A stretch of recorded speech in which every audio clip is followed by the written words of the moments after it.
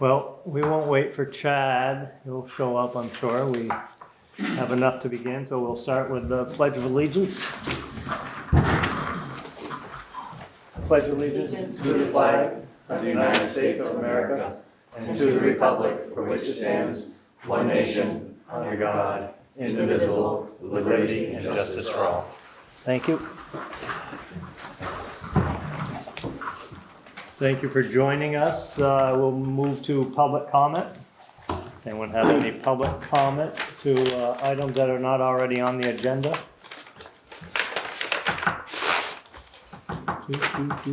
Hearing none, we'll move on to item number 3, which is the presentation of the FY25 audit. And we will be having a discussion with our auditors via Zoom or Teams. Yes. Sarah? And me too. And Sarah's Yes. present. So Sarah, do you want to run with it? I'd be happy to. I'll kick us off. So Alina Korsic is on the screen. She's the lowest face on the boxes there off to the right. Alina is a CPA with our audit firm CBiz and is the lead. Oh, I forgot we agreed to do this. Thanks, Chip. Is the lead on our audit. You have in your pack, so if you recall last year, I took the liberty of trying to make you all accountants during this time, and I promised to reel it in just a little bit while still hitting the high points of the financial statements.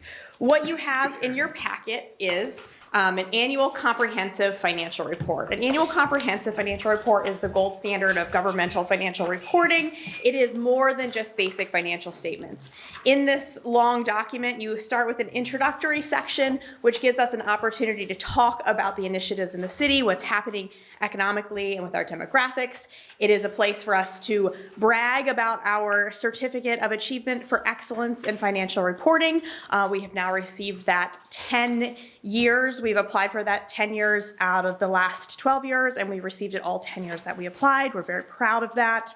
The middle part of this report is the basic financial statements. These have the auditor's report, which is once again an unqualified opinion, has management's discussion and analysis, which walks through all the numbers and gives you some additional context. The actual financial statements, the pages with the numbers, and then the notes to the financial statements.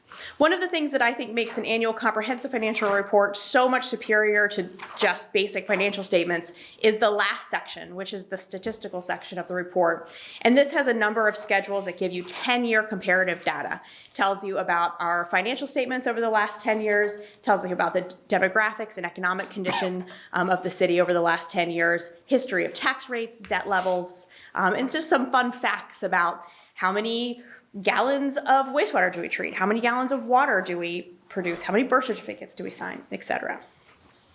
I have, in the front of your memo, identified some of the best pages to go to if you weren't interested in scouring the whole document. And we won't go through that list, but we will start in with some of the key financial highlights that I would like to point out for you. First up, in this report, as required supplementary information, we report on our budget versus actual figures for the year. The voter-approved general fund budget is the general fund as reported in these financial statements with a couple of tweaks.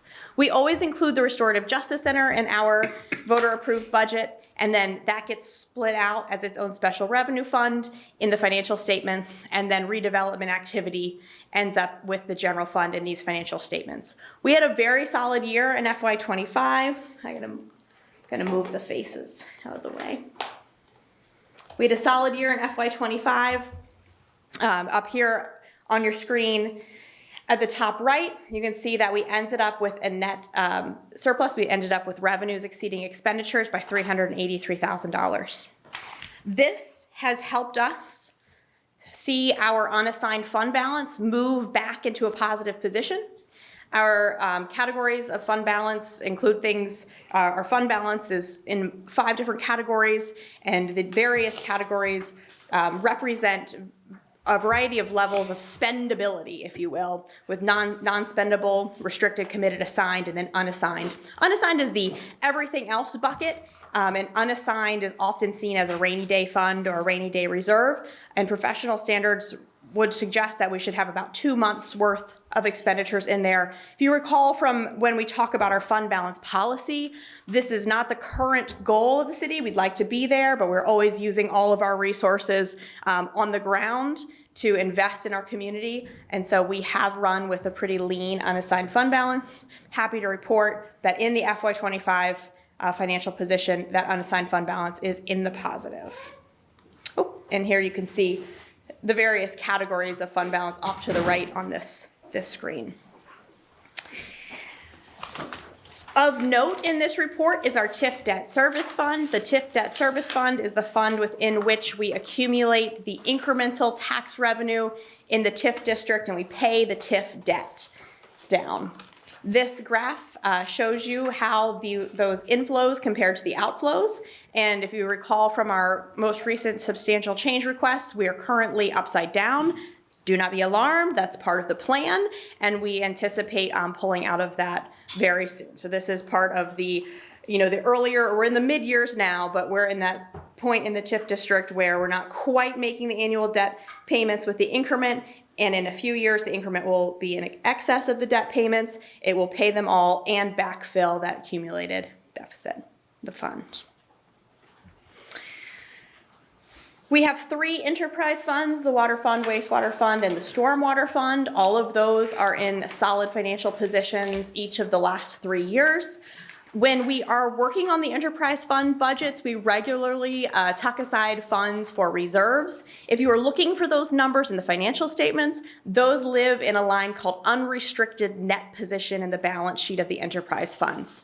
So you can see in this graph, if you look closely, or in this chart, in the water fund at the end of FY25, our reserve balance is about $800,000. Wastewater is hovering around $400,000, and stormwater is growing and it's at $442,000. As we budget for these funds, we're often looking at what do we need to match grants and projects going forward. And stormwater in particular, we have been intentionally growing this balance so that we're prepared when grant funding and other match requirements come down the line for large projects. Will part of the stormwater go towards the Home Park project? Is there a No, that's funded with the wastewater fund. Oh, not stormwater. Correct. Another item of note in the financial statements is our debt position. In the graph off to the right and in the table below, I've broken out our debt into 3 major categories: governmental activities debt, TIF debt, which is its own separate bucket under its own umbrella authorization, and then our business type activities, which are enterprise funds, water, wastewater, and stormwater. In the chart, you can see that last year, FY 2024, the dark blue, we issued our last TIF bond, if you remember us doing that, and you can see the spike in the outstanding balance. And then every year as we pay down principal on these items, they step down. The business type activities debt makes those descending steps really nicely. It's a very pretty picture here. The other item of note that often is asked is, what about our pension plans? So the city is part of 2 pension plans. The city has an old, closed, defined benefit pension plan that has not accepted new entrants since before 2010, since before 2009. It has a couple of active participants and then retirees collecting benefits. That the net pension liability for that plan is shown in the orange. It's relatively stable. We are working with a financial advisor and an actuary. We have a plan where we put in about $250,000 a year into that plan. It grows and benefits are paid out of that growing balance and the investment balance. And as the investments come down, that $250,000 will be the amount needed to pay annual benefit payments until it falls off and the whole thing closes. So that's our plan. This net pension liability in orange should not be alarming to anybody. This is part of the plan that we review regularly with our financial advisor and the actuary. In addition to the old closed city plan that just has a couple of folks, active folks on it, we are a member of VEMRS. VEMRS is the Vermont Municipal Employees Retirement System. It is also a defined benefit plan, but the beauty of VEMRS is we're not in it alone. And so it's not just our responsibility to carry this plan into the future. We are one of many members. We make contributions annually that are defined by VEMRS. So what you see here in the blue is our portion of the actuarially determined net pension liability, but this is our component of the whole plan. We are making all of our required contributions, employees are making their required contributions, and those are evaluated annually by VEMRS. So again, this is big numbers. This is future responsibilities that we'll be paying over time. All right? Sarah, Yes, Tim. Happy to the answer your question. old pension or the old city plan Yep. that has 3,173,324 that we're funding at $250 a year. Just doing the simple math, are we done with that in 12 years? It's not quite 12 years. So that's our net pension liability. Let me see if I can find the financial statement for that plan. What's that? So what, how are we able to project then? I know that's not good to say, what's the end result is just hoping that someone dies or waiting for someone to die? I mean, the way this looks out is like we're owed that plan is owed $373.24 or 34 based on their actuarial date of deceased. And that is estimated to be 12 years, or 12.4 years, or 12.5 years. Is that not, am I not looking at that the right way? The calculation, I'm a little bit rusty on the net pension liability, but that is the spread. So I'm trying to, let me find really quickly in here where the financials are for the pension Well, plan. I don't want to prolong this, but I'll just say it's a number of years. Yeah. So we have investments. So we have cash and restricted investments in that plan. Yeah, And then the actuary looks at all of the participants, puts their demographic information into tables, estimates how long they're going to live, how much they're going to make between now and when they retire, what the markets might do, +1, -1, and then subtracts all of that from the cash we have on hand right now. This is like I guess the mortgage balance isn't a great analogy. That's not the money we have on hand. That's the difference between what we're going to owe from now into forever, less what we currently have on hand. so this $3 million here that we're looking at is going to be how many people in the plan? How many people left in the old plan? How many active participants? Yeah, what would you say? 3. So 3 people for the duration of their lives is going to cost us $3 million. Not 3 alive. No. Yes, 3 active employee participants. And then $3 million plus everything we currently have in the plan. So this is not an entire picture of the plan itself. This is what we're on the hook for that we haven't funded in cash yet. So we also have investments in the plan. So because I was thinking in 12 years, we're not going to have to worry about orange anymore. We're just going to have blue to worry about or purple. It's going to be longer than that.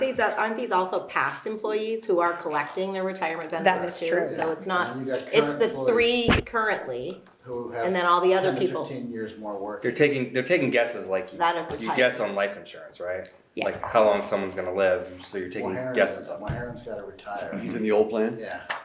Yeah, for instance, so. But like Alan Rothko would be in the old plan, but he was still collecting And retirement. they have no incentive to switch over into a new plan because the old plan is probably more valuable to them than the new plan, or do they have the ability to do that, or? They Like did, viewers? it's more complex than that. Okay. I'm just wondering, when can we dump this? When can we say we're done with it? And it's not gonna be in my lifetime on this board. Yeah, it won't be during Yeah. either of our careers. So Okay. the advisor and the actuary have laid out a plan so that our contribution remains roughly steady Yeah. over the life of it. And so at some point, we spend down all of the cash that we have, and then they think we'll be able to use that same amount to fund the remaining years of people who are still in it. And so we're permanently funding, which I must have glossed over on our last budget hearing, but we're permanently funding $250,000 a year for these folks. That's Our correct. our responsibility. Our responsibility is, yeah. $250,000 a year for these folks, okay. But it's. Outside of Beamer's, Yeah, outside. That's of- correct. outside of Beamer's, okay, yeah. And we're spending more of that on these. Sorry to take up the time, go. Sorry. I just wanted to make sure you understood it. Any other questions before I hand it over to Alina? I have one, I'm not sure who it's appropriate for, but in the financials, I think we have, back due taxes in the amount of about 319,000, I believe. We don't need to know the exact number, but I saw in the news that, the state is billing communities for the back taxes, cause it needs to be applied to the education fund.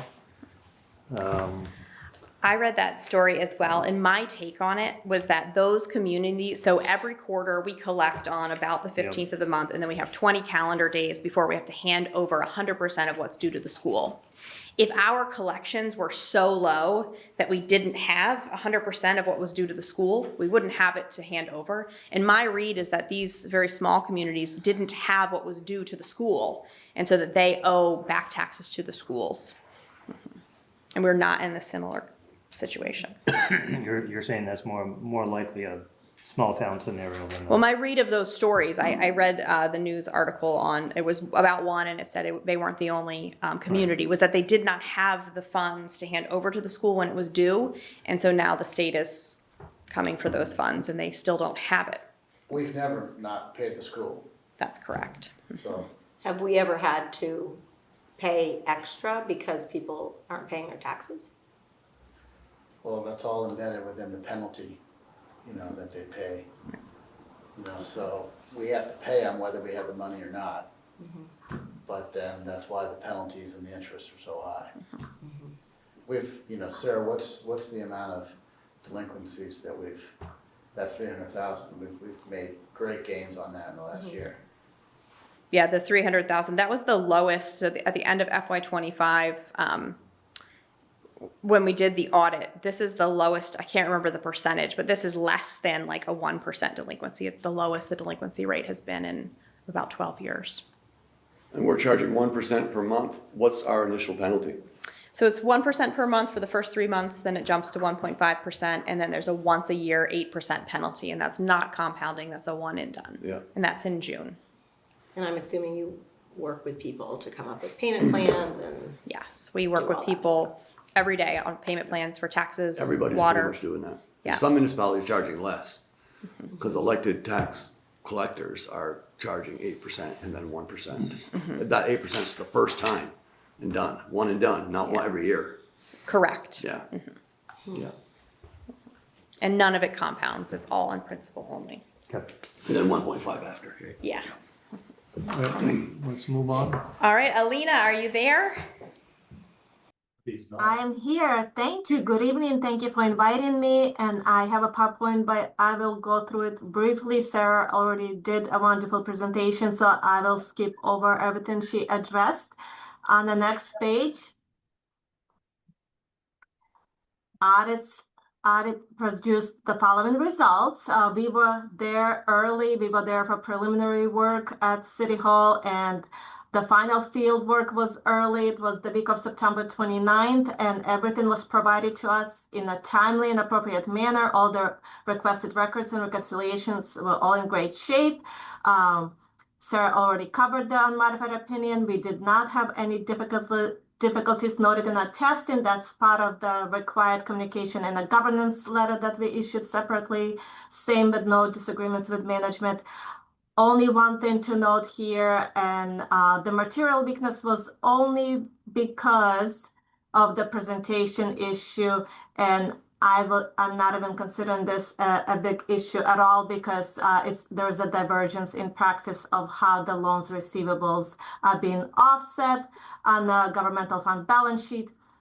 So there was a restatement for general fund loans receivable. It used to be offset by deferred inflows of resources, which is similar to liabilities, and now it's being offset by non-spendable fund balance. So like I said, it's not, in my mind, it's not a big issue at all, because most governments we've seen reporting it the way the city of St. Albans used to report it, but the firm sought clarification from GASB, and GASB said that it should really be offset by non-spendable fund balance per GASB 54, paragraph 6. The only place this is noted is a Yellow Book report that I'll cover later, that where it's required to have material weakness is noted. And the only reason it's a material weakness because the firm's policy is that the moment you have a material restatement, it's considered a material weakness. On the next slide, I will only briefly cover this, as Sarah did a much better job at this, going into detail. In addition, there was a single audit report that was separately issued on January 13th, and it was for this program, which was called Economic Development Initiative Community Project Funding and Miscellaneous Grants Program. On the next slide,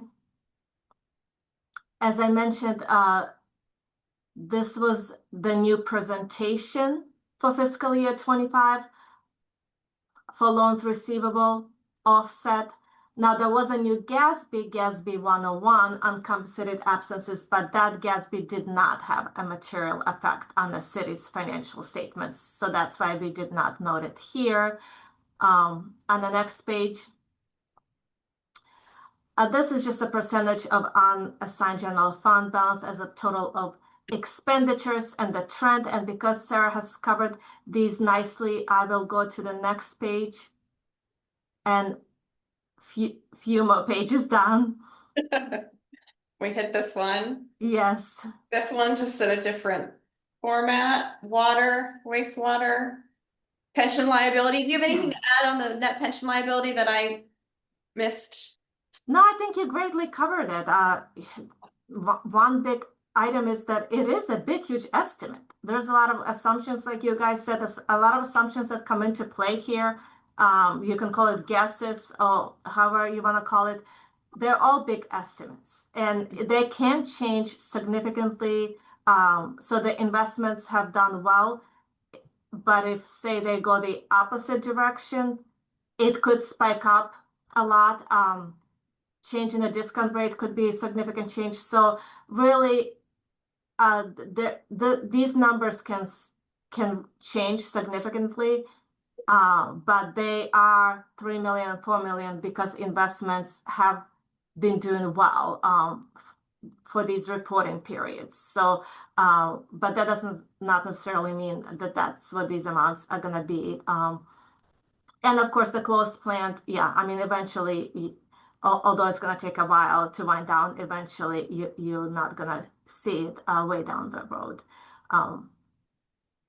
But yeah, I think you explained it really well, Sarah. I don't think there's anything else to add except that this is not reported on financial statements for governmental funds. So this has nothing to do with general fund or any of your governmental funds.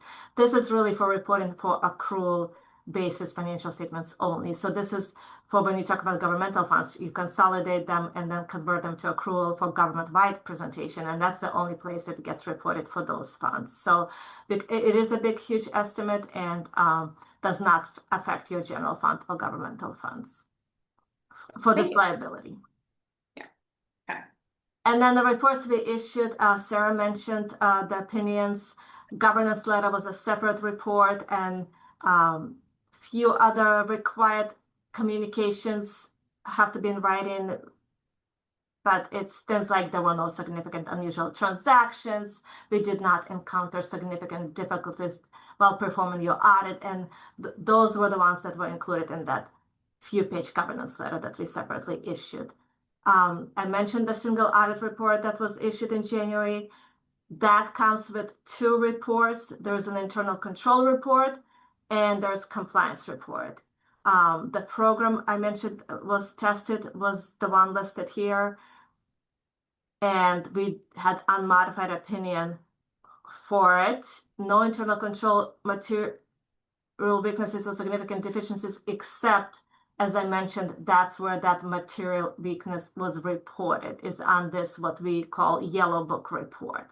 And no compliance issues. So the single audit went just as smooth as the financial statement audit. And that's really all. I think the next page is just turning back to you for questions and comments. Awesome. Thank you very much. And I'll add that this group also does our TIF agreed upon procedures. Later on in your agenda, we'll certify the TIF report, which is the last piece of that project, and then they'll wrap that up. But there have been so far no issues with that either. Questions?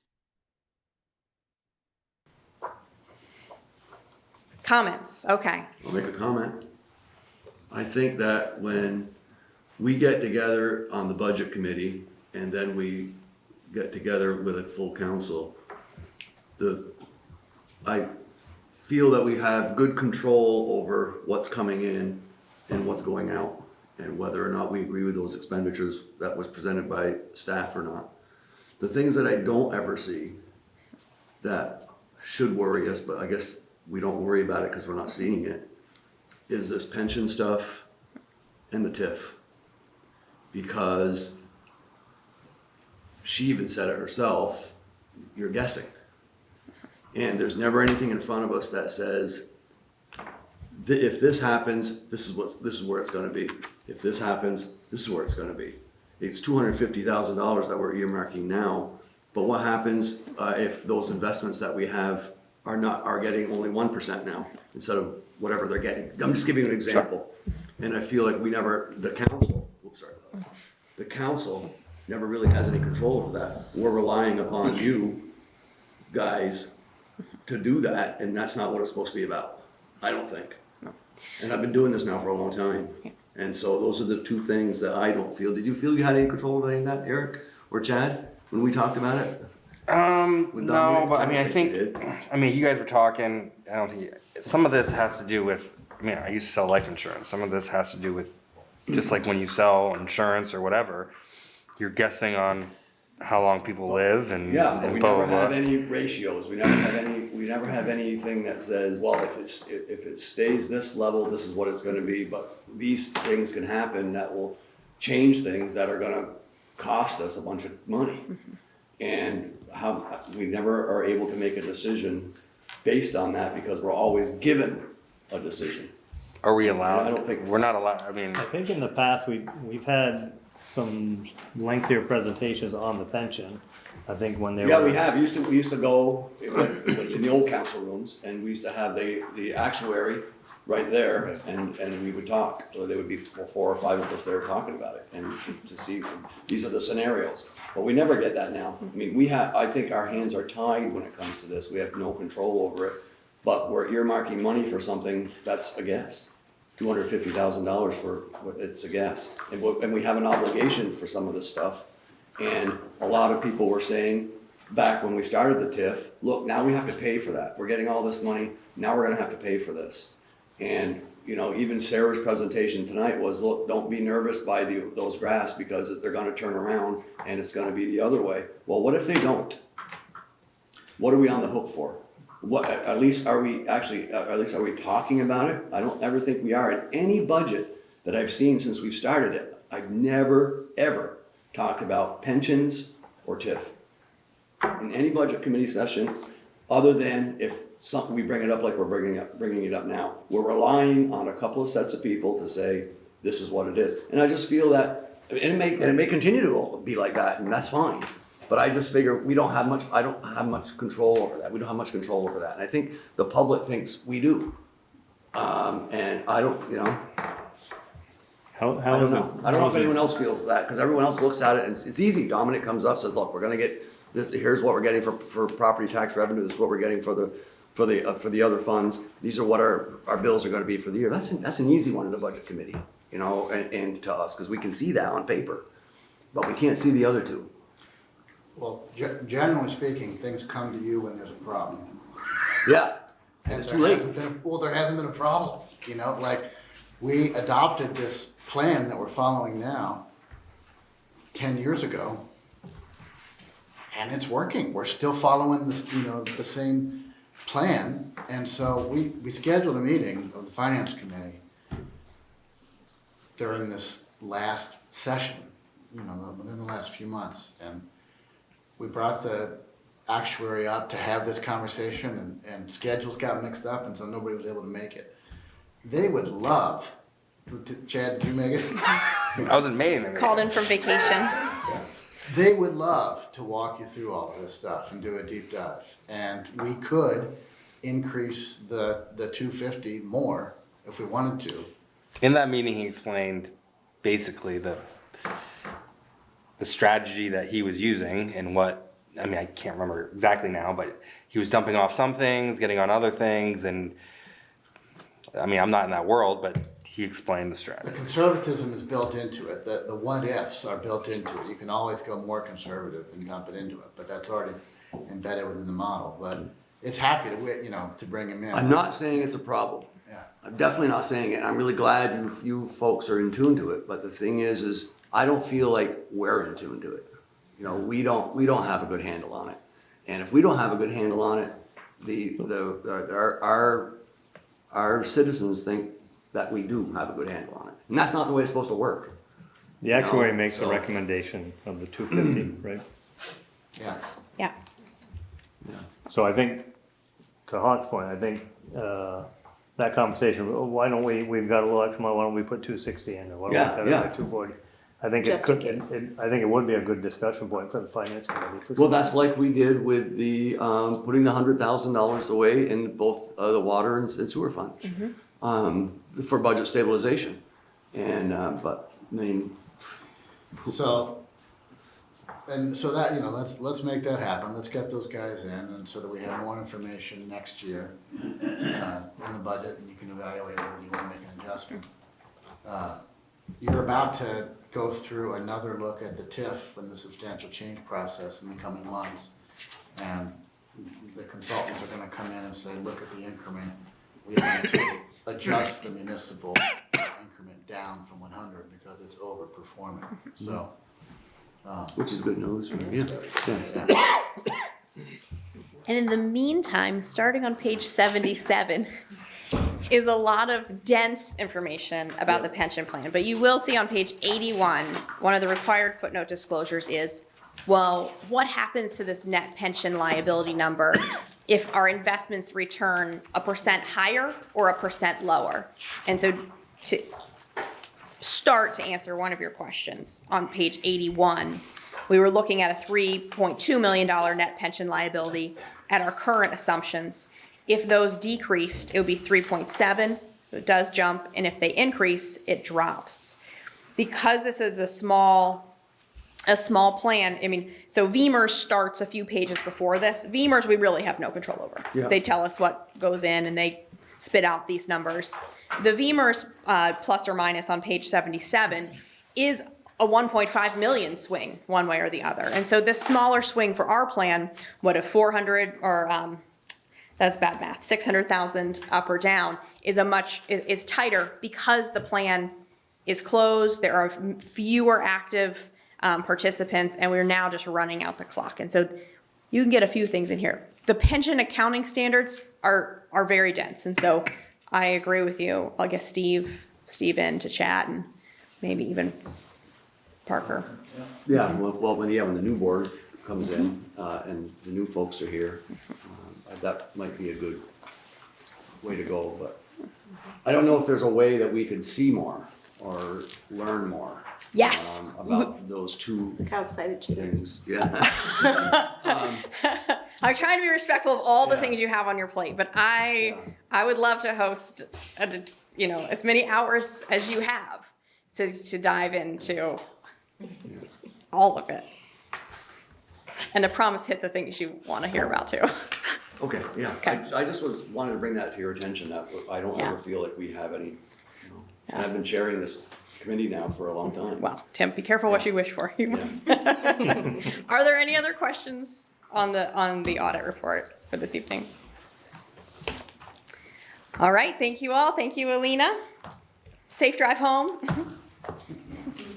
Thank you. She gone? Anyone in the audience have any Sorry. questions? Right? No? Everything good? Okay. Thank you, Sarah, for all that. Appreciate it. Now we'll go to a public hearing regarding the city plan. Chip? Thank you. I'm joined by members of the City Planning Commission, Ray Stahl, Michael Nicholas, and Janice Appel behind me. Thank you for coming out tonight, folks. This is the second of the required hearings on the city plan. It hasn't changed from what we brought before you last month. And just a few things to set the stage for this hearing and hopefully adopting the plan. The city plan is largely an advisory document. There's really nothing binding in it, other than the fact that we have to have it if we want to have zoning. When we amend and write our zoning, it's supposed to be compatible with the relevant policies and goals that are in the city plan. So that's where the city plan is basically implemented, is through zoning. State statute requires a lot of other things be considered in the plan. Seems like things only get added in the statute and never taken out. So there are a lot of aspects of the plan that have nothing to do with land use, but it's all good. Every time you readopt or amend the city plan or municipal plan, you have some great conversations on important aspects of community life. And it's a document that can be used as grounds to support grants and other actions that the city might want to take.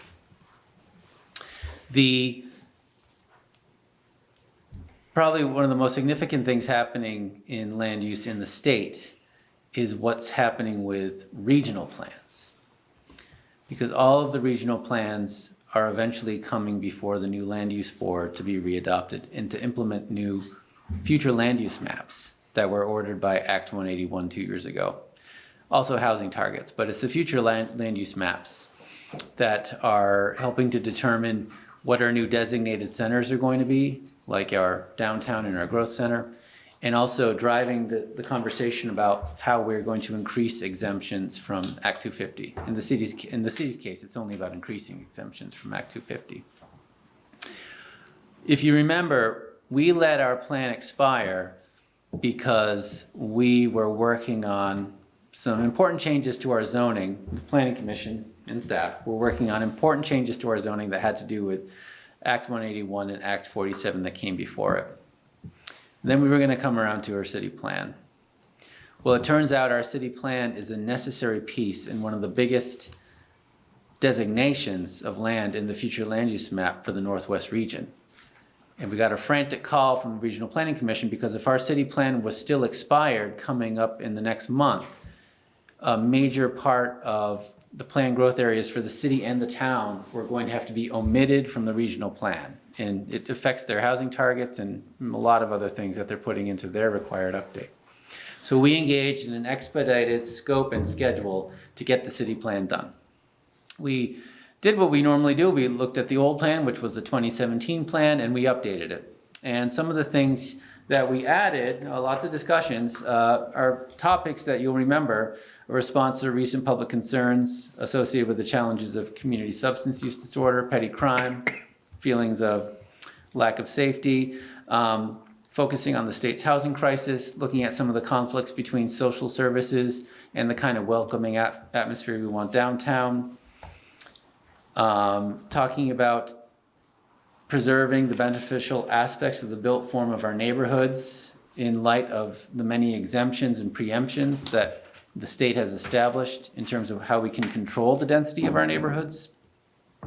Integration of these new state frameworks from Act 181, the future land use areas. We talk about that in the plan. We talk about our housing targets that were allocated among all of our fellow communities. And lots of updates on many of the accomplishments we've made since 2017, lining up new redevelopment projects that we've all been discussing that are priorities coming up in the next few years.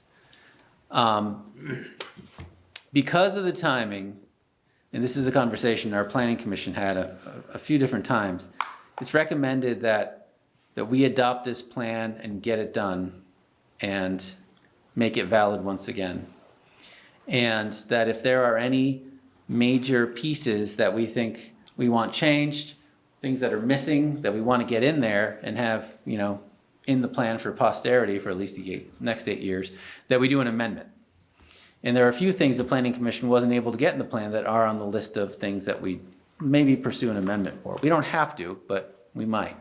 There's also an energy plan coming up that the Climate and Energy Committee has been working on, which I think has to be integrated into the city plan. That would be an amendment. And when our hazard mitigation plan finally comes back from the state and FEMA, it would be good to integrate some of the most important aspects of that into the city plan. So that would also be a cause for amendment. And that's it's basically setting the stage right there. Did I see regional planning is hosting a hearing on this plan as well? Yep. Later in the month? After a community adopts their municipal plan, they should also seek approval and confirmation from the Regional Planning Commission. That's a necessary step for many different grants. Also, I think it's necessary for the future land use maps. I might be wrong about that. So it's pretty standard that after you adopt your municipal plan, your Regional Planning Commission will hold a hearing. And we're all lined up based on the plan the way it is right now. It has a smooth runway to get that approval and that confirmation at that hearing. So, is it approved by the regional planning staff or the full regional planning board of directors? The board of directors, with a recommendation from staff. Does anyone have any questions for Chip? We discussed it I do. fairly well last meeting. I have a couple of questions. First of all, I really enjoyed reading the plan. Not as much as the novel I'm reading, but this was good. It gave a nice history of like where we've come and where we're going. On page 29, it talks about like safe housing. Yeah. And are there any expectations to what that safe housing looks like? I know that, specifically Section 8 housing. We get a list of the violations in the city around properties. When we have those violations, do those get reported to the state?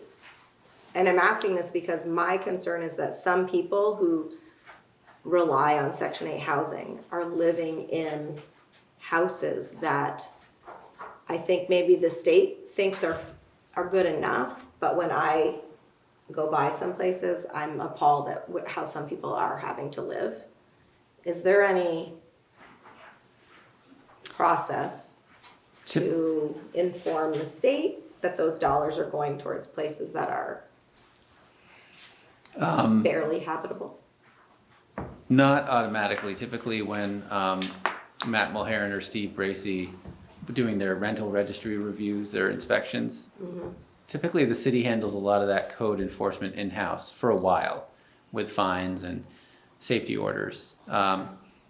I know there must be a process by which they can escalate something to the state, but I don't know exactly how it works. State has their own inspector as well. Yeah.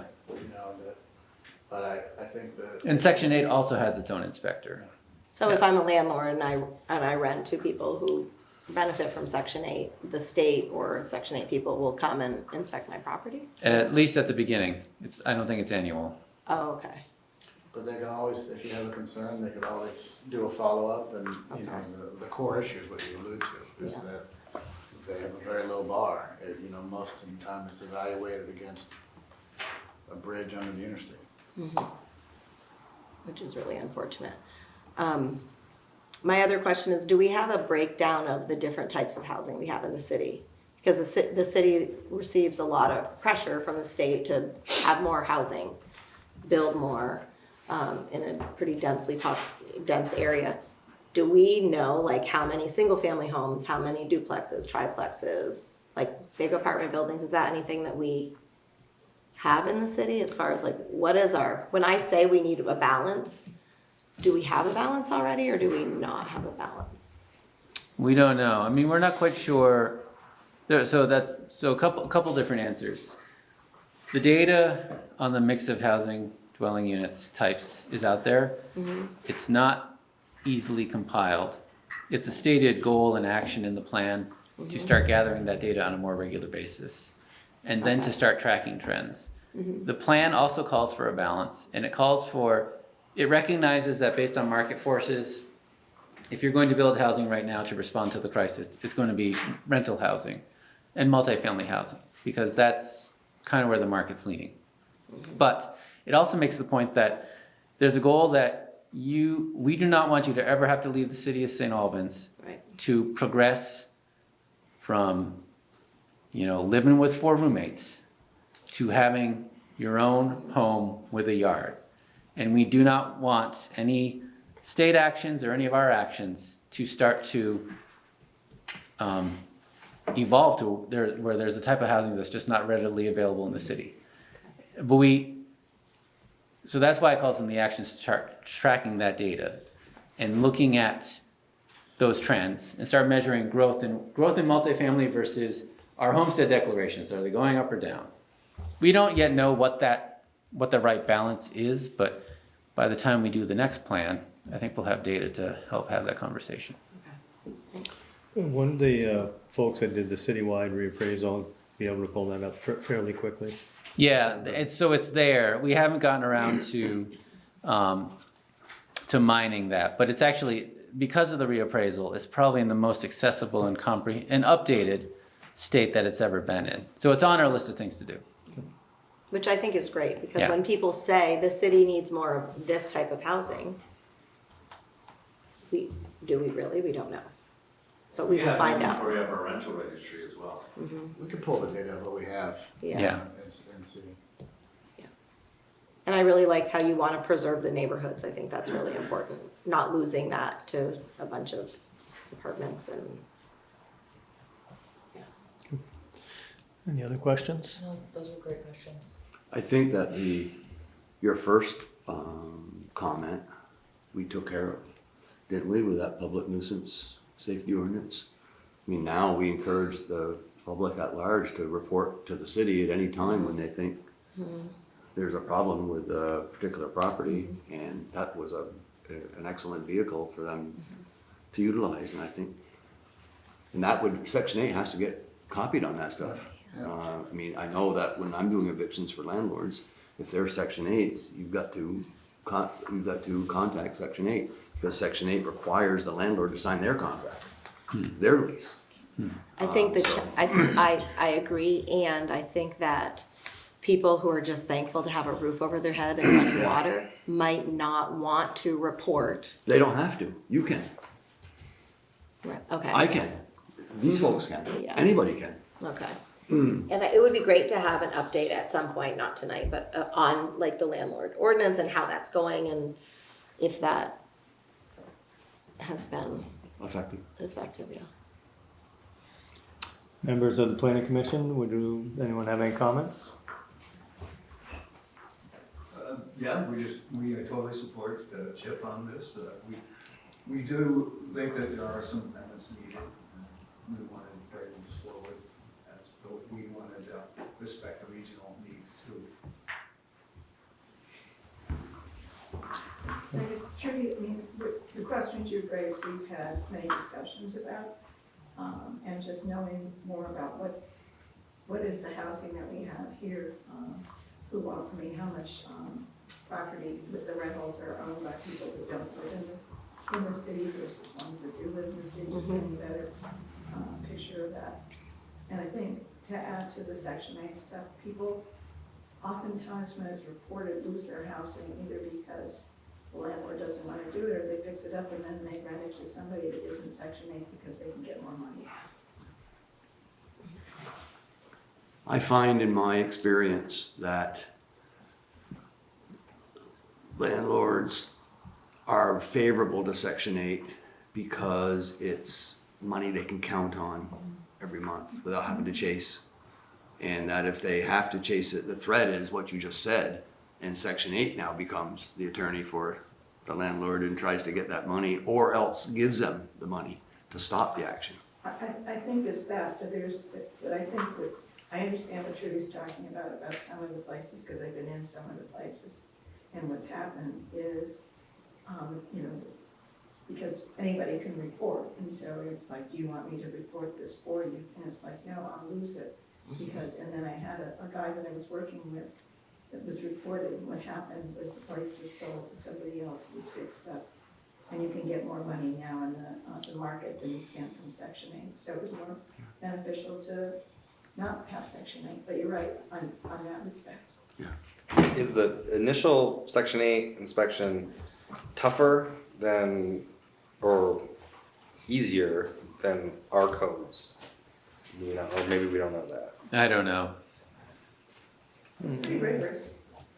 I thought it was, I thought it's initially, if you're getting your building, And they're supposed to do it regularly, but it does, I mean, part of it is staffing, getting around to it. for some reason I thought, at least initially, to get that designation was pretty tough. They're probably reading from the same code book. I do know, I remember when we had ours scheduled for when we started renting out 12 Congress Street.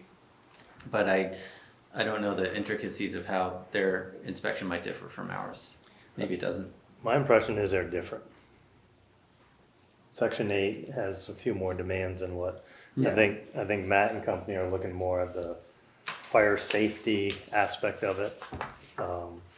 Whereas I think Section 8 determines, no panel doors, no, the right doorknobs, all that type of stuff, that I don't think we hear from, that Matt goes to that extent. Jan, did I hear you say that you have information regarding landlords who are residents and those who are not? No. You've compiled that information? No, we've had conversations such as Trudy has brought up, including that. I mean, we don't have that information. I mean, Okay, it's like. because I for one would like to see that information if you had Like it. absentee landlords, like we've talked about this. Yeah, Right, no, I mean, we've talked about having that information, and it's just, I mean, yeah, it just needs to be gathered as one of the things on the agenda. okay. And that's included in our ordinance, right? If you're Yeah. an absentee landlord, you have to have someone to be, within a certain number of miles to, That's a very care of your strong property. ordinance. That's a It is. That's a We need- humongous ordinance. we need a Yeah. review of it. And it's I'm surprised. Are you surprised that we haven't been challenged or anything like that? That's a big hammer. Have we brought that hammer down We've taken the hammer out of the toolbox. and haven't had to bring it down? We haven't had to bring it down.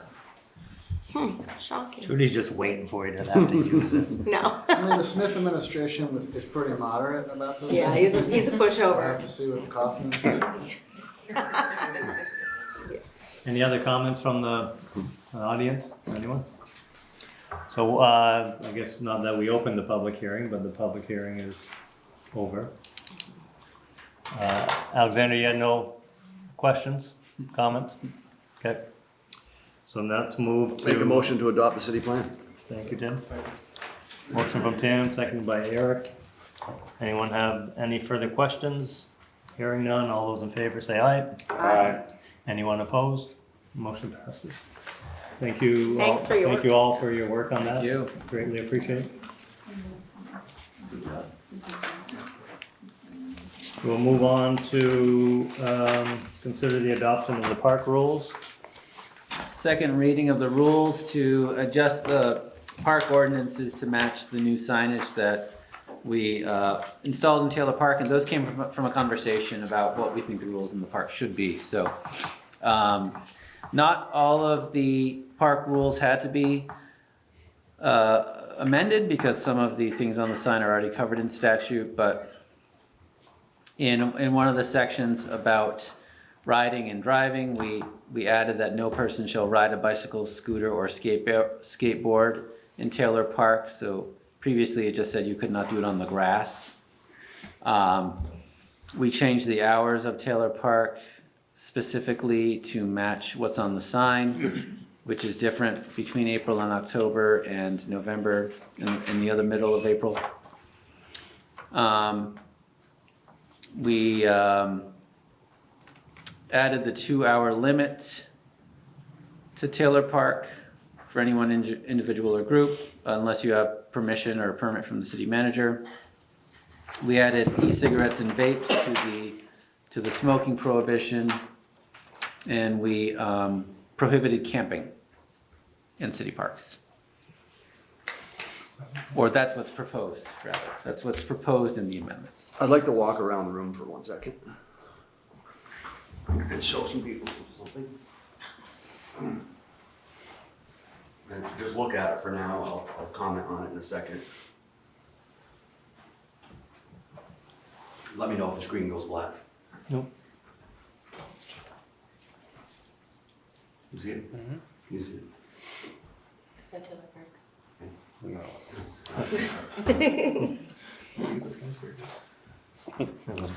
That was Grant's building in the background. People are like, who's this creepy and taking it?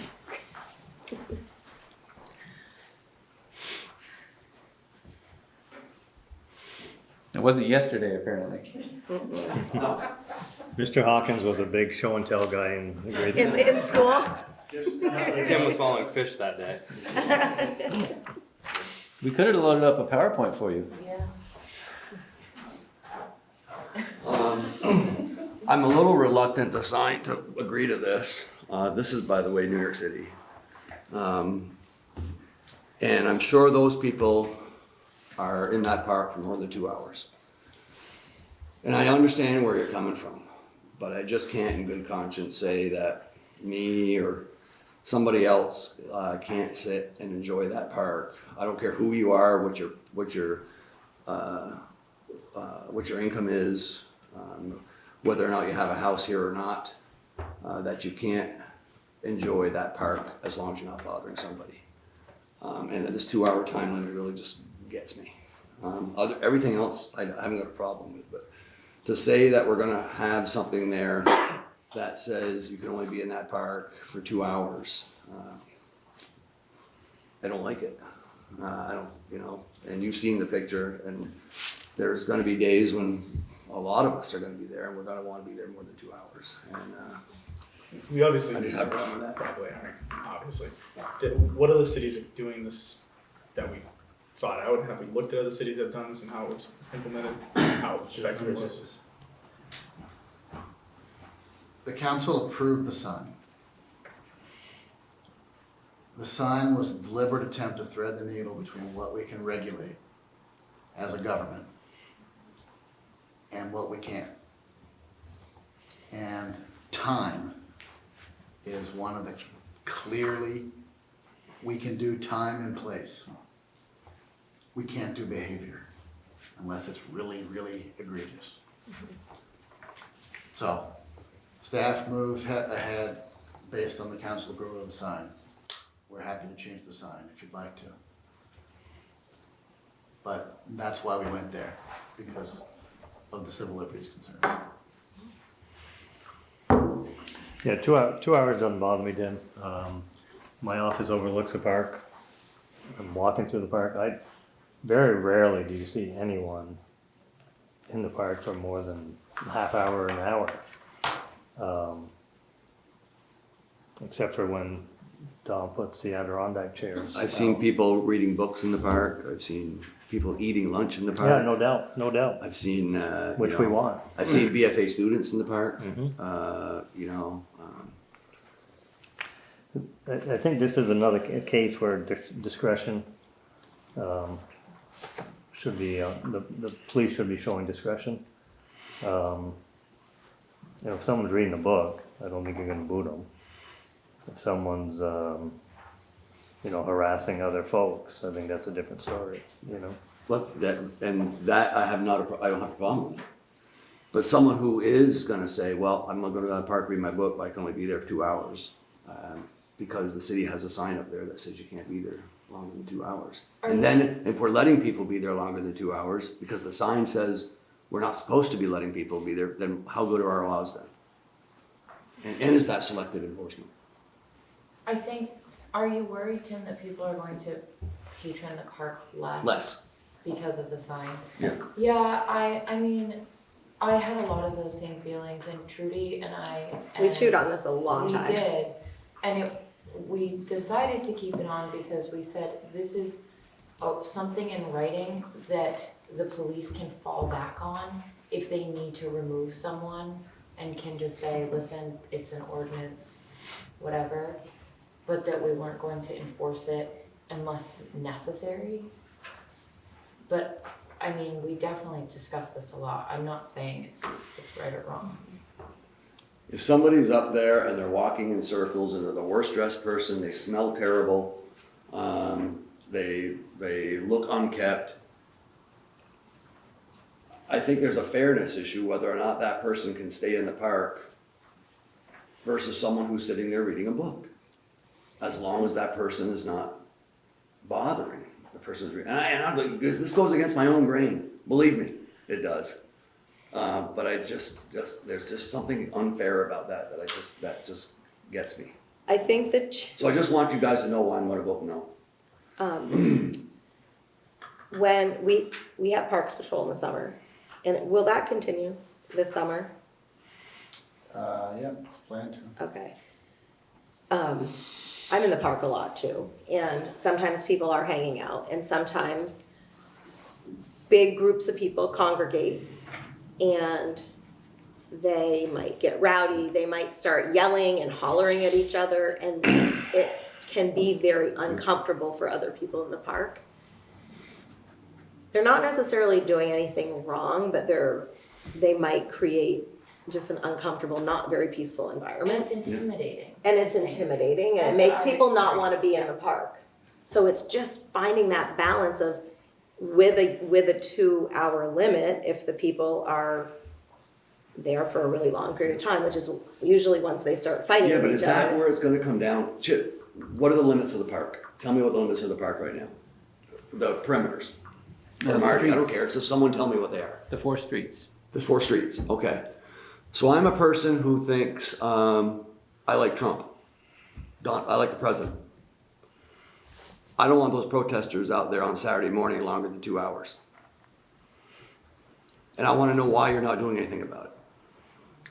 They're not out there for more That- than 2 hours, are they?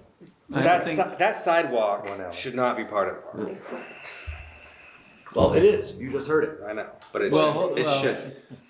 So you know what I'm saying? It isn't gonna be what we think it's gonna be. It's gonna be someone who's really peed off because some group that they don't agree with is out there, and they're gonna start saying, hey, they've gotta kick them out, and there's a 2-hour limit here. If we were to work that through, the 2-hour limit starts at the moment that someone with ticketing authority says it starts. So they actually get another 2 hours. Furthermore, if someone wants to, there's been no demonstration. I can't remember any demonstration in the park like that. People exercising their First Amendment rights that lasted more than 2 hours. And second of all, if Jan, is it 12 to 3 on Saturdays? No, it's 11 to 12. It's 11 to 12? There have been longer Yeah. in April. And if they want, and if it becomes an issue and they want longer, they seek the permit from the city manager. I think what you're saying, Tim, though, is that the regular person doesn't know this information and doesn't know that you're not actually going to be asked to leave if you're not causing a problem. And that a regular person is gonna see that sign and say, oh, I was planning on meeting a friend here in 2 hours, guess we'll have to meet somewhere else because it says a 2-hour limit. Is that what you're getting at? It's a possibility, but I'm Feels just unfair. saying, It feels unwelcome. from what we are talking about, the person that keeps us from going in the park because that person's there is, I don't think that's gonna be the problem. I think the problem is gonna be where there's gonna be other people with other agendas in their mind to try and get people out of the park because they've been there longer than 2 hours. Because we have an ordinance that That's says why it was you have written. to stay 2 hours. It was written because the park is a limited resource, and if I'm there for an extended period of time, I begin to have a presence that pushes other people out. Are you kidding? We want people in that park. But like, For- if I wanna- want people in that park for 5 hours. If I wanna sit in Pass the a gazebo motion though, I to can't. strike it. I mean, can't sit in the gazebo. I can't sit in the gazebo on a summer day because it's literally, it's like the Adirondack chairs. It's filled with the same group of people all day long. So I can't go there because they're in there, they stay there all day. And they take over, and it goes from being public space to private space. Yeah, so it's Because- like, and I think that if there was a way to educate people on like, I might wanna sit in the Adirondack chairs, can you get out after 2 hours so I can sit there and enjoy my book? But there's not that level of, and I don't know how to do that, like there's not that level of awareness where I think we're in a, I should maybe go someplace else so someone else can enjoy this. Let's just go, I think let's just it's- vote on it. Can I just say one more thing? I think what's really important is that we brought this up during one of our public safety meetings in the park with Chief Lamont, and he said that, tell me Trudy if I'm not remembering this correctly, but he said that's a very helpful tool for us in case we need to. I don't know if that's helpful. What does that do for band concerts? That's a permit? It's a permanent event. Good. Yeah. Permit. Hey, Are Jan, go such ahead. thing as a permit? Because the thing is, with what we've always been told about the gazebos, you have to rent it if you want to use it. You can't just hang out at it. And we haven't gotten permits for, I mean, it hasn't been us, but Cindy Livingston hasn't gotten permits for some of the protests which have occurred in the Yeah, park. but if we find out that what's happening needs a permit, we'll contact Cindy and work it through with her. But it's less than 2 hours. She's reserved the gazebo before. She's Yeah. reserved the gazebo, but Right. not a permit, which the city says you have to meet these criteria to get a permit. It hasn't come up. Well, are there? Because what we had understood is there was no such thing as a permit. You had to pay for the gazebo. You're You talking had to about like a demonstration permit or something like that? Whether that or just being in the park, I mean, it's like, and one of the things where the park is used for, by family services for family visits when it's nice out. I mean, there's usually somebody supervising at the time, but that could be more than 2 hours and it could be loud, rowdy. I mean, it's like kids playing, parents. I think with these items that say except with permit, do we have a permit process? Yeah. That's already set up. So if someone wants to camp or do a camping event, It- there's a form right now to, Oh, well, make that happen. you will get written permission. There will be a discussion and you'll get written permission based on what we think the concerns are and how we think they can be mitigated, depending on the event. So if a group like the Family Services, let's say one organization came up and said we just If want they're really extra worried months, about the 2-hour limit, they can contact us and we'll give them the permission. do they give like a perpetual one for the summer, or for like individual groups? It that depends might on use what, like I said, What it it's, is. yeah, we prefer to be able to work through the uniqueness of what's actually being proposed. So it's hard to anticipate. We'd have to have a conversation with them. Okay, let's move forward. Motion to approve the park rules. We have a motion, is there a second? second. Motion by Tim, second by Chad. Any other questions or comments? Hearing none, all those in favor say aye. Aye. Anyone opposed? Opposed. Mr. Hawkins? Motion passes. Now let's move on to updated BCDP. Thank you, You don't Chip. want to sign. I'll sign.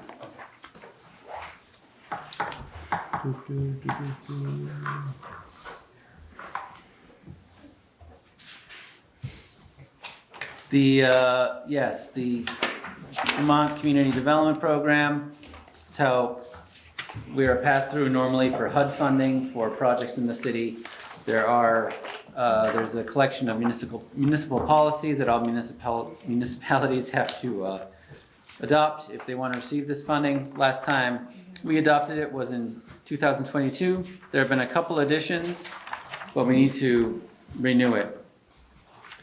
There's now some policies about the Violence Against Women Act, which we've implemented on the city website, and accessibility and 508 compliance. A lot of these are already requirements that we're subject to because of other federal funding.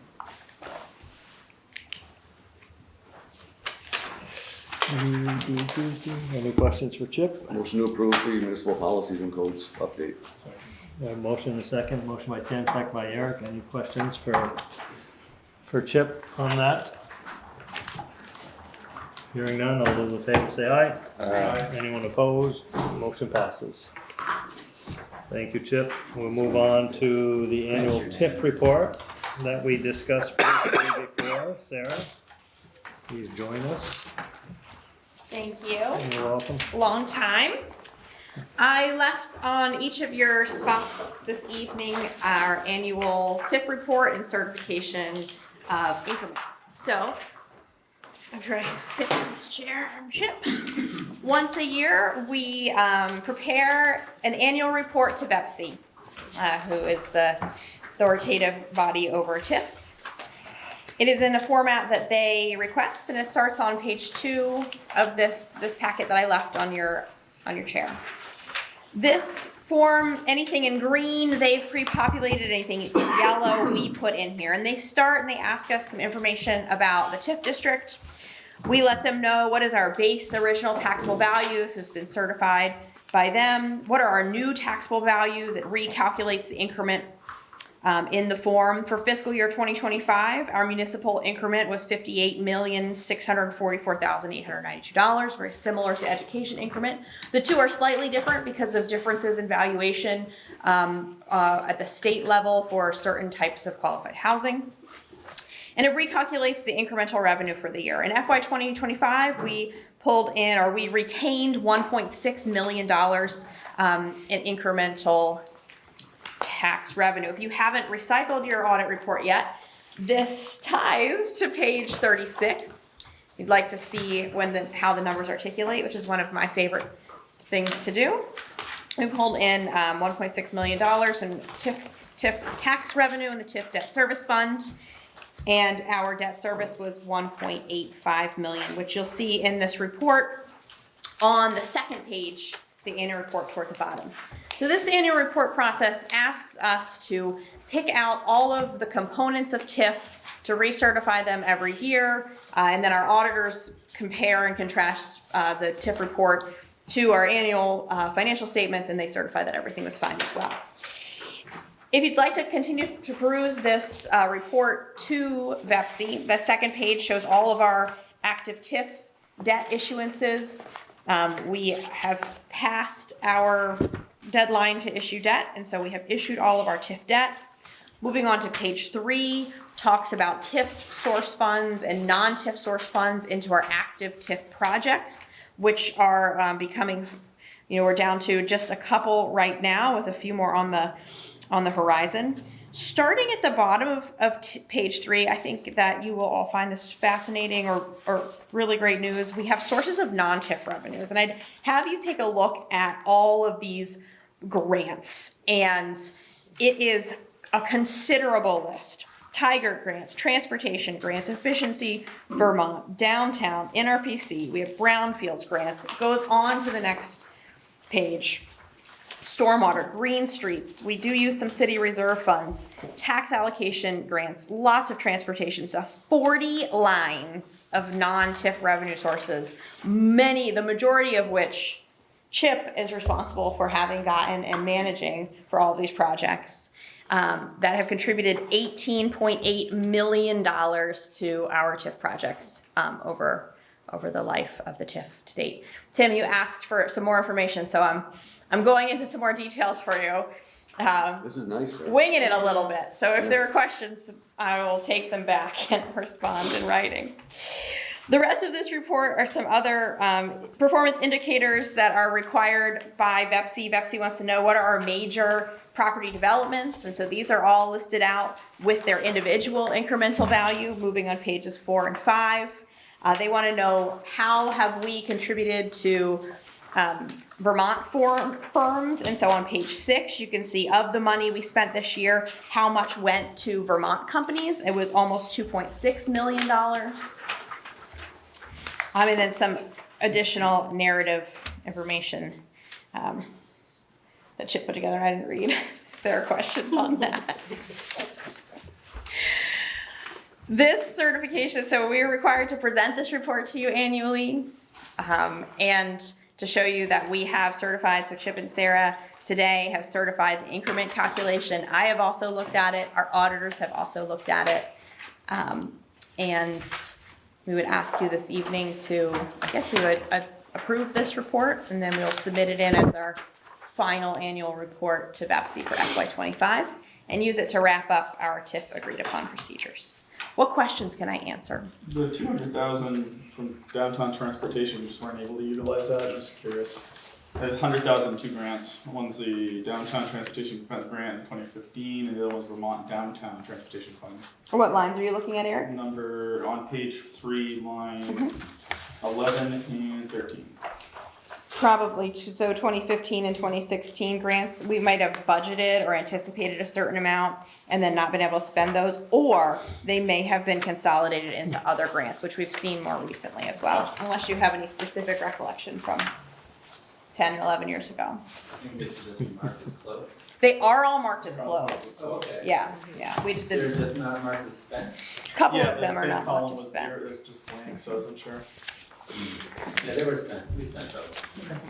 I really like seeing like all the specific Yeah, properties, this so is I nice. can like visualize, oh, this is where the money came from and this is what we did and this is Yeah. the benefit to the city. It's really helpful. Yeah, that's great. So if you bring in more income than expected, do you hold that or do you pay down debt ahead of time? How is that utilized? So in the current setup, we would hold it. So this TIF debt service fund that you see on page 36 and its balance sheet is on page 34 in your audit report. This is a debt service fund, which is a governmental fund type used to accumulate resources to pay specific debt items. And so it accumulates the resources and it pays the debt items. As of right now, as I mentioned earlier, and we talked about, the inflows are slightly low compared to the outflows annually. It has accumulated about a $700,000 cumulative deficit, which we expect to climb out of in the next 2 fiscal years.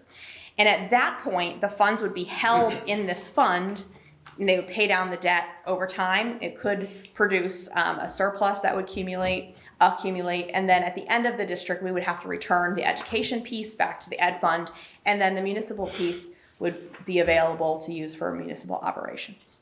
And there's no benefit to paying down early.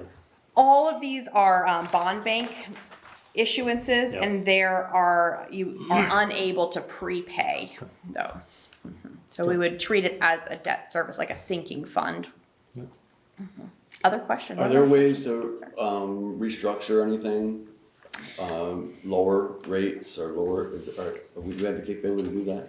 So the bond bank will do that on our behalf when they see an opportunity. If you look on page 2, our rates are pretty reasonable. Our highest rates, so right on page 2, section 3, votes and financing, we have 1 through 8, and then a new line here of our various bond issuances.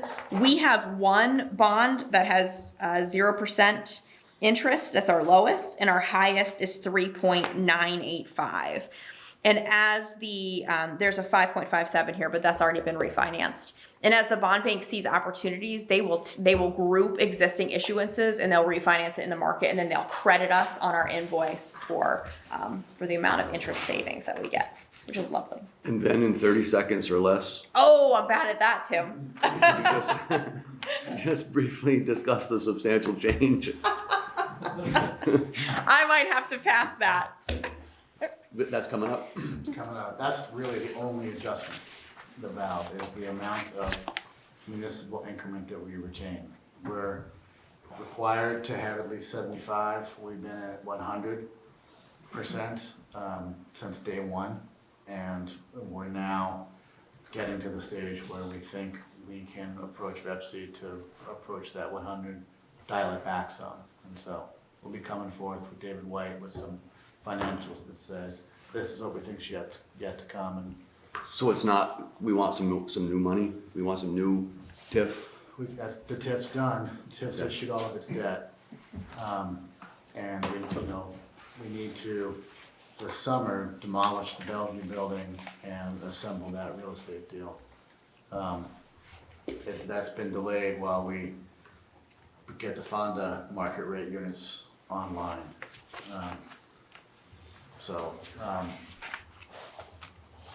But there'll be no new debt, it's just the amount of increment that's necessary, percentage of increment. I think that's more. Any other questions for Sarah? Hearing none, I'd entertain a motion.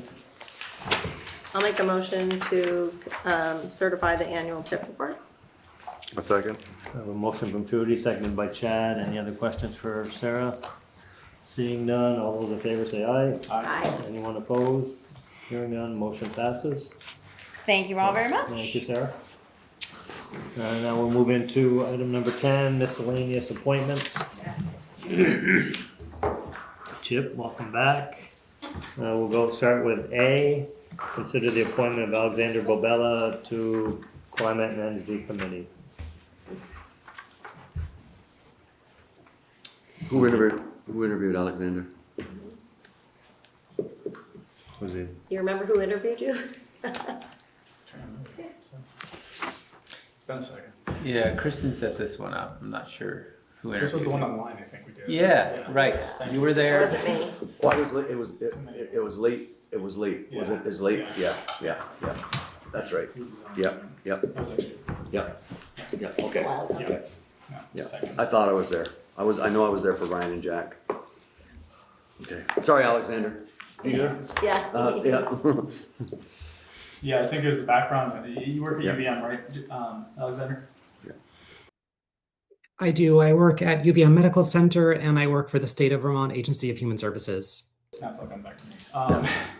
It's a song, isn't it? Strong background on both the organization side as well as the environmental incident side. I remember that very detailed. I think he'd be a good candidate for climate. Entertain a motion? I'll motion that we accept Alexander Bobella for the Climate and Energy Committee. Second. We have a motion and a second. Any other questions or comments? Hearing none, all those in favor say aye. Aye. Motion passes. Alexander, you're appointed to the Climate and Energy Committee for 29 years. So, we wish you luck. Thank you. Thank you for your interest in participating in the city. Greatly appreciate. We're very fortunate to have folks like yourself. So, we appreciate it. We'll move on to B, Ryan Clear and Jack Nickel to the Planning Commission. Trudy, I, and Tim interviewed the two. I think to a person, we were all very pleased with the quality of the individuals and what they could bring to the Planning Commission. So I would entertain a motion to appoint both individuals to, and Chip, those are terms ending when? We're suggesting December 31st, 2028. Okay, both of them? Yep. Motion to appoint Ryan Clear, Jack Nickel to Planning Commission. I'll second it. We have a motion from Tim, second by Trudy. Any questions or comments? Hearing none, all those in favor say aye. Aye. Anyone opposed? Motion passes.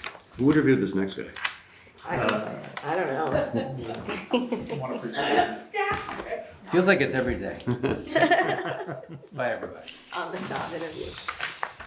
Motion to reappoint Chip to the Northwest Regional Planning Commission. I'll make a motion to reappoint Chip Sawyer to the Northwest Regional Planning Commission. What's the term? Give it 3 years. Standard. Can't think of a better person for the job. Is there a second? Second. All those in favor say aye. Aye. Anyone opposed? Chip, who is on that with you? Elizabeth Nance. It is, that's okay. Yep. Is it 2 from every municipality? Yes. Yeah. All right, we'll move on. Thank you, Chip, for everything. Appreciate it. We'll move on to item number 11, which is consider the request for sewer allocation. Anyone know offhand what building that is? Yeah, that's the next one. It's the one going south from where Tebow's used to be, the Champlain Commons. Yeah, it's the next one after. The next one It's a after nice that, building. coming back towards the city. Has 2 units in it? Uh, Look like it? No, it's a mobile home. It's No, a. they just tore, they moved their, Oh, they did? Yeah, it's building a an nice office design. building. Oh, okay. They're building now? yes. Oh, okay. It's up, yeah, Okay. it's nice. Yeah, painted it Yeah. all. I assume 2 units. They built before they got the permit? Before they got the allocation? Brave. Is that gonna be office space or? Yeah. Office, yeah, good. All right, we have a request for an allocation to, on Route 7 heading north. All right, I'll make a motion to approve the sewer allocation for 468 Swan Road. Second. We have a motion from Trudy, seconded by Eric to approve the allocation for the build-do request. All those in favor say aye. Anyone opposed? Motion passes. Move on to mayor's report. We'll start with Lindsay. You can go. Mayor's report? Yeah. Well, we're gonna change it up a little Okay, bit. change, it's gonna be council reports. City council, yeah. Sad that it's our last meeting with you two. Don't BS, Lindsay. I'm serious. Thank you. Yeah, and I'm excited about the couple people that will potentially be joining us around this table and fill some spots. But you've done some really wonderful things for us. Thank you, Lindsay. Little city. Appreciate that. Hope we see you over there with Marty at some point. Well, I do have concerns about the person following me, so I will be hanging around probably. Anything else? No. Chad? Both are sidewalks. One, Kyle brought up last week that, or not Kyle, Eric, brought up last week. And I was thinking about it off what Dom said about sidewalks on Upper Gilman, how we have a lot of connector sidewalks that could connect other sidewalks. And I purposely walked my dog up there the other day, and I think that is exactly the candidate street for that. There is a partial sidewalk on one side. I don't know if landowners stop the rest of it. I know it's kind of weird how it curves right into someone's front porch. But if landowners are the problem, we have new development going in on the other side. And what a perfect time. I mean, it's gonna be 7 houses. They're starter homes, likely gonna have kids. And people do fly up that street. And you're really connecting Main Street to the whole upper neighborhood there if you put a sidewalk, either one side or the other. Or if we can, I was even thinking if we could do one side, the side that we already have a partial sidewalk on, and the developer was willing to do the other side, that'd be even better with a crosswalk on the top of the street at the intersection. But I think that probably shouldn't get passed over, because while they're building new houses, I think that Time's right. that's a pretty good connector to connect all those neighborhoods. And the second one comes from today is, we just passed some rules in the park, and I don't want to be a big pain about it, but in my mind, the sidewalks that border that park are street sidewalks. You know what I mean? Like, you're not in the park when you're just walking, like if I'm walking down Main Street, just because I have a park on one side of me, I'm not in the park, so do people have to put out cigarettes? I don't smoke, but you know what I mean? Like, I don't feel like that's in the park. You're referring the one sidewalk parallel to Main Street. I think all of them that go, well, there's not one that goes on the top side, but they're, on Bank Street, on Fairfield Street, and those are just city sidewalks. Church Street, Bank Street. Yeah, there's a sidewalk around all of them. Main Street has 2. The one Church close Street, to the parking, and then one up into the park. I wouldn't consider Church Street, because I think that's a path in the park. But I think Main Street, Fairfield Street, and Bank, that's a continuation of the sidewalks that go all the way up and down the streets. I guess I'm not trying to get nitty-pitty about it, Well, but church is a continuation. I don't think that there's no other sidewalk that. That's further in though, it's like 20 feet in from the road, and it's got all the bush and the gardens. Yeah. It feels more park side, there's no sidewalk up on Church there. there's just a Right, it's wheelchair in the I mean, not that there shouldn't be, but that's a separate thing. I don't know. Could we get some signs in the green belt that would say smoking allowed, stay All right. I'm just saying, I don't think you're in the park. I just ordered them. Hey, can we get those park mobile signs? What are we shipping them in for? I know, our president. I get yelled at Just get some print up. I get yelled at all the time. Here's the update. Our sales rep is on maternity leave. It took a few times, but I got to her boss, and then he said, great, we're gonna waive the fee. We've got this all queued up, fill out this form. I did. And then he forgot to order them, and so I reached out to him 2 weeks ago, and they put a rush. Dana made me bald because he doesn't have signs. I know. I'm just letting you know I know where to that. find him. I'm waiting to see your hair get longer. And he left town for a while, didn't he? Where'd Dana go? But he does keep complaining about it, and in seriousness, I'd like to see how those 4 signs go. because I really, and I know I'm a broken record, but I think those spots should be transient. So I kind of want to see how those first 4 spots go, because he's seeing a lot of people. I think some of them are permitted, you know, some of them have long-term permits, but I don't know. Overstaying their welcome. They're just there every day, all day, you know. That's the thing of the evening.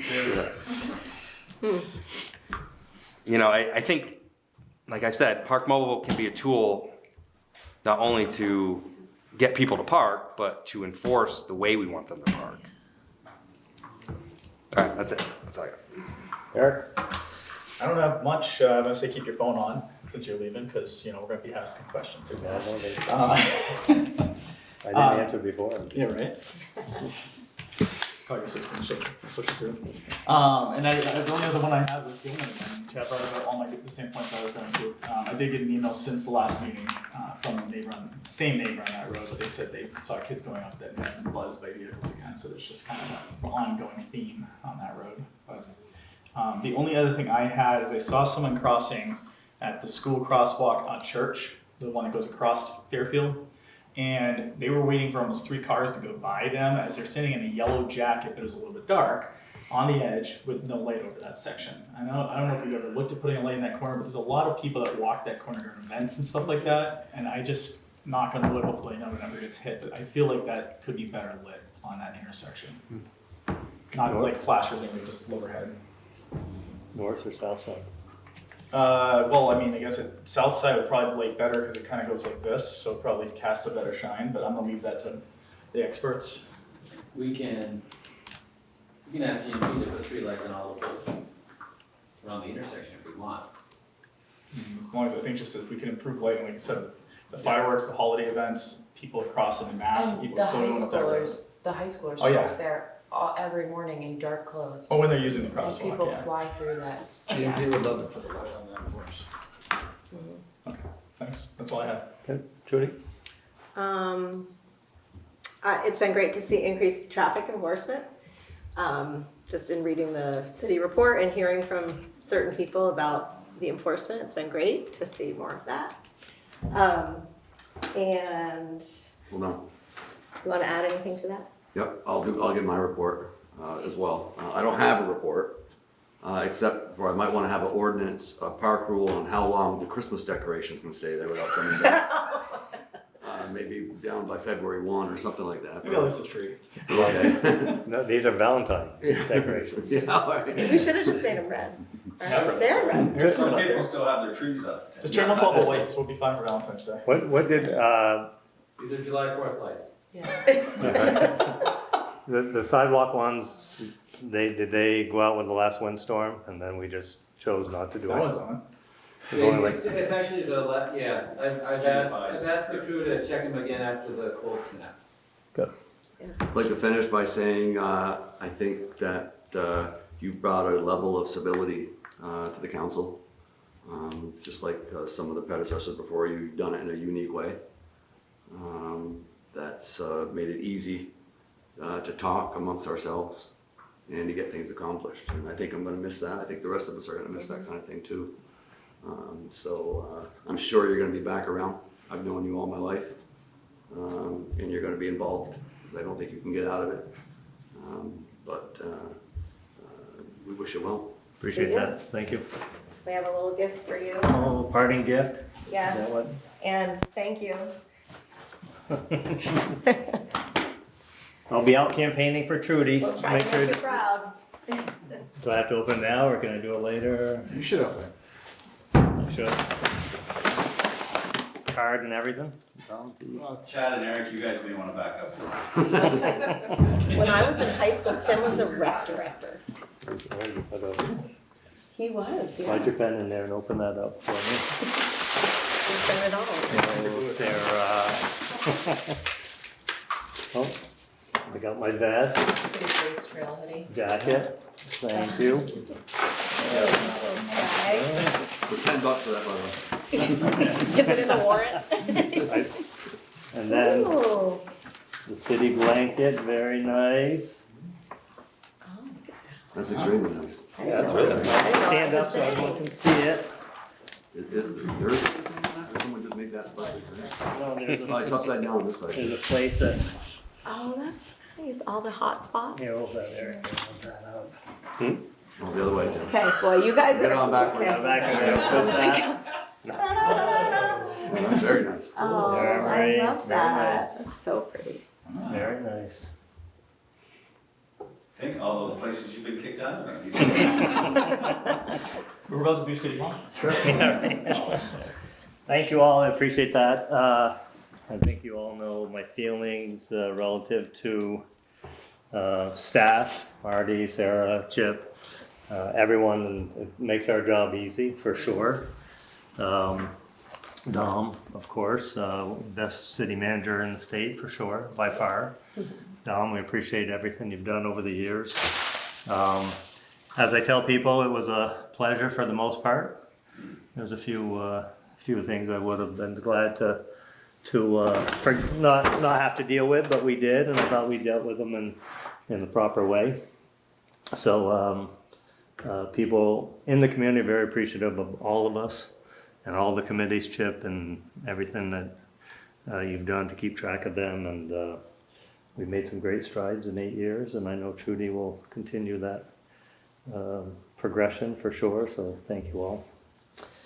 As part of my duties, I'm going to flip the attention here a little bit, but as part of Trudy, we'll learn there's 2 reports you have to do every year, the fiscal report and then the town report.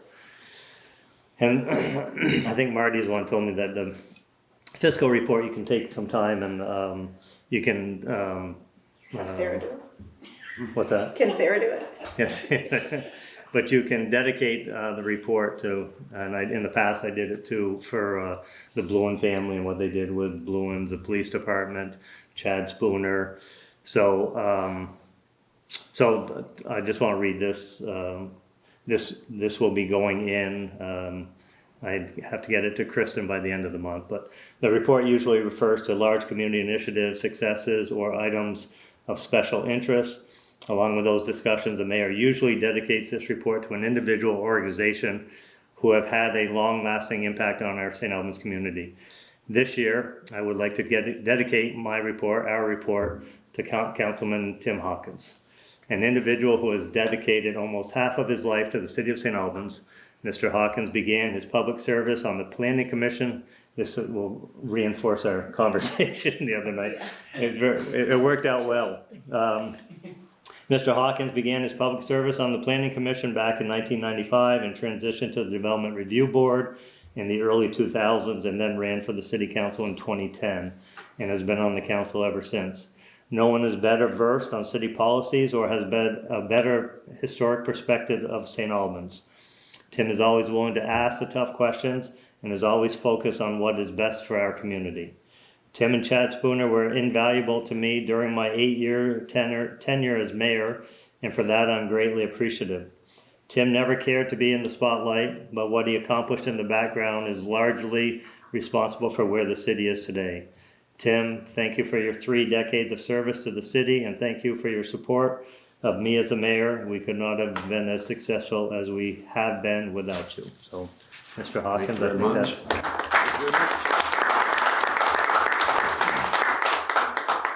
Funny, we were interviewing the other night and I told Trudy what my plan was here, and I said, boy, and I've talked to Marty about dates of when you, and Tim, in the interview, Tim had talked about his experience, and then Trudy probably a little bit more, and so everything I needed, Trudy and I walked away and we fist bumped each other to there, that worked out well.